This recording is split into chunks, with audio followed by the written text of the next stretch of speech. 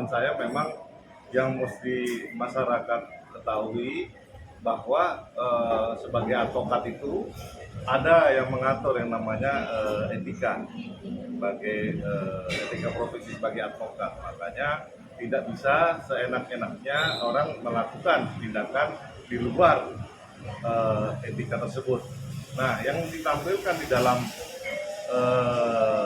tayangan-tayangan kemarin antara Bang Rasman versus antara Rasman dengan Bang Hotman itu kemungkinan besar memang sudah menunjukkan bahwa tidak adanya kontrol dari organisasi terhadap anggotanya. Artinya memang harus diperhatikan bahwa yang namanya advokat itu tidak bisa berjalan ugal-ugalan, harus ada relnya.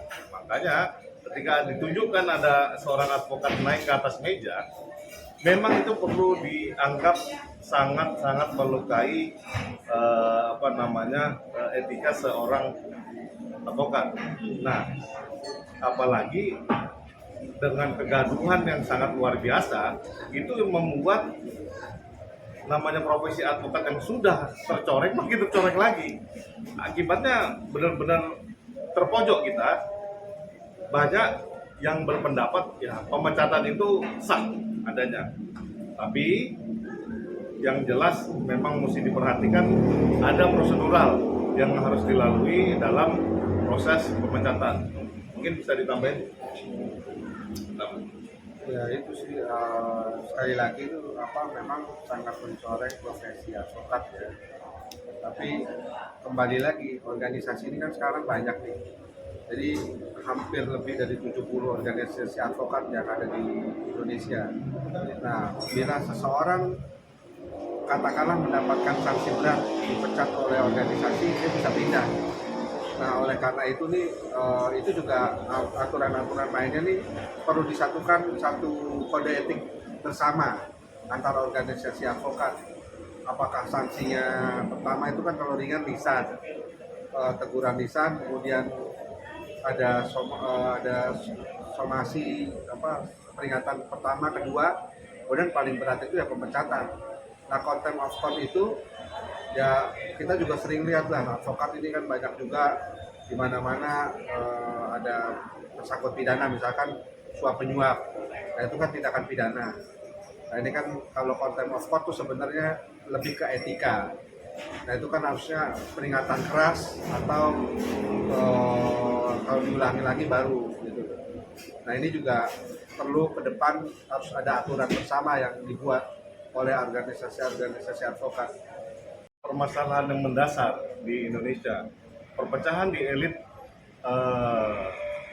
ketua atau di elit pengurus advokat ya ditunjukkan dari pecahnya organisasi advokat di tahun 2008 ketika Peradi pecah menjadi Peradi dan KAI. Nah, itu benar-benar menyebabkan bahwa yang harus diperhatikan di Indonesia adalah single bar itu adalah keniscayaan. Artinya itu mimpi besar, alias mimpi yang nggak bakal kesampaian. Karena rupanya profesi advokat itu dianggap dan dipolitisasi oleh segelintir elit untuk dijadikan alat politik untuk mendapatkan kekuasaan.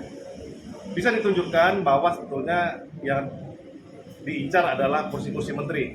Nah, ini yang makanya menjadikan advokat itu tidak pure profesinya membela kepentingan rakyat, tapi cuman hanya mencari kepentingan sesaat ya, diri sendiri. Nah, kekuasaan itu menyebabkan orang-orang itu berlomba-lomba mendirikan organisasi advokat. Dipikirnya seperti halnya partai politik, ada tunjangan dari negara untuk membuat organisasi advokat. Nah, ini sebetulnya penyakit yang mendasar di Indonesia. Bukannya mengedepankan etika dalam berprofesi sebagai pembela hak-hak masyarakat kecil, yaitu advokat itu sendiri, tapi cenderungnya mengedepankan kepentingan pribadi dan politik masing-masing. Nah, seperti halnya yang ditunjukkan oleh rekan Firdaus, ketika dia dipecat di satu organisasi, dia bisa pindah dan menjadi anggota di tempat lain. itu kecenderungan itu akan selalu ada. Karena kenapa? Inilah yang makanya saya selalu mengedepankan etika profesi itu menjadi harga mati di dalam pelaksanaan profesi advokat sendiri. Bukan masalah organisasinya ada berapa, tapi penegakan etika profesi itu harus bersama-sama. Makanya kami dari Kongres Advokat Indonesia atau Advokai mengedepankan itu, bahwa sebetulnya yang harus ada adalah single dewan kehormatan. Jadi seluruh organisasi advokat harus tunduk kepada satu kode etik, sehingga tidak ada lagi putu loncat seperti perihalnya partai politik dan organisasi advokat dianggap sebagai partai politik. Itu yang sebetulnya yang harus dijauhkan, karena memang di Indonesia tuh arahnya ke situ. Nah, makanya yang ditunjukkan oleh rekan Firdaus itu adalah hak dia, karena adanya kekosongan aturan, kekosongan hukum, dan kekosongan moralitas, sehingga bukannya dia malah melakukan koreksi, tapi dia bisa pindah ke organisasi lain dengan mudah. Memang sangat fatal sekali, karena ketika rekan itu menaiki meja, itu sidang sedang berlangsung dan belum diketuk skors atau apa, tapi yang ditunjukkan dari live footing yang kita lihat ya, footage yang kita lihat, ketika ribut, ya kan, minta ganti majelis, minta terbuka sidangnya, tapi tiba-tiba kayak di pasar, loncat lah, inilah, teriak-teriak lah, sangat memalukan. Artinya yang namanya officium nobile tidak terdapat yang di video cuplikan tersebut, DVD tersebut. Sangat-sangat memalukan. Saya sendiri sebagai Ketua Komisi Pengawas Advokat di Kongres Advokat Indonesia, yang notabene berbeda organisasi dengan si rekan Firdaus, kami dari Advokai, melihat ini memang sangat memalukan.